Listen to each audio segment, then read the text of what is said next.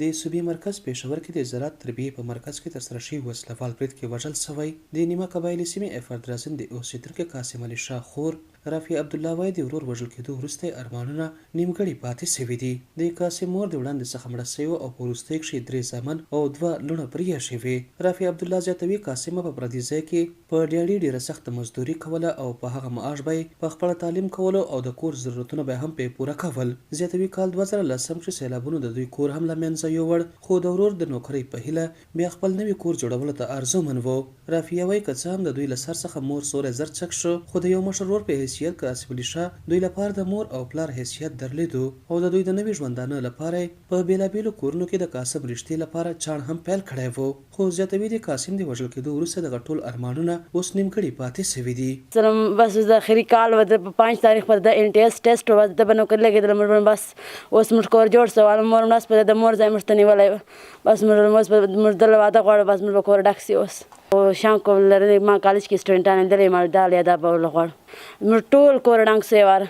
زما مور داسې زړل داسې ښایسته مور مو ځوانه خو د کور له وجې د 6 میاشتو ماشوم ورور یې راپرېښود دا مړه سوه. د ډاکټر عباس خان کور چې تا به لیدلی یا چا پوښتنه وکړه دا کور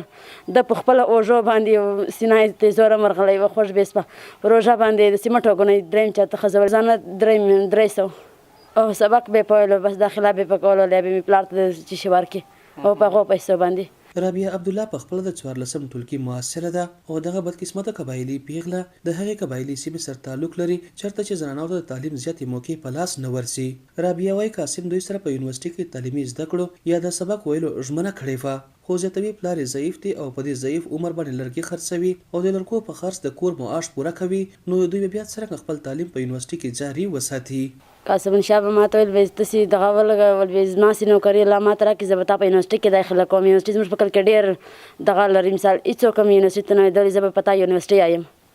بس کور نه پس خواهش دغه اوسې بس اوس به موږ د داسې نوکري خدای ولګوي بیا موږ د واده تنظام کوو. بس قاسم علي شاه د پېښور په زراعت تربیي مرکز کې د سرو د ډاکټرۍ 3 کاله زده کړې سرته رسولې وې او سند ترلاسه کېدو په انتظار و. له دوی سره په دغه برید کې د یو څوکیدار په شمول نور محصلین هم وژل سوي وو او مسؤلیت یې پاکستاني طالبانو پر غاړه اخیستی و. د خو یوازې د وژل سوي قاسم علي شاه داستان دی دغسې هره ورځ په پښتنه خاوره پیښې رامنځته کېږي او هره پیښه بیا ځان ته ځانګړي داستانونه لري. حکومت وایي دغه ناوړو پیښو په پراخه کچه سره مخنیوي کړي، خو د مدني ټولنې یو فعال غړی محسن داوړ وایي دغه حکومتي خبرې تر دعوو حده پورې دي او دلته هره ورځ د پښتنو نسل کشي رافعه نه ده چې په خپل د حکومت دغه د مخنیوي دعوې ردوي. هغه شانتې نور هم ډېر ګلالي ځوانان موږ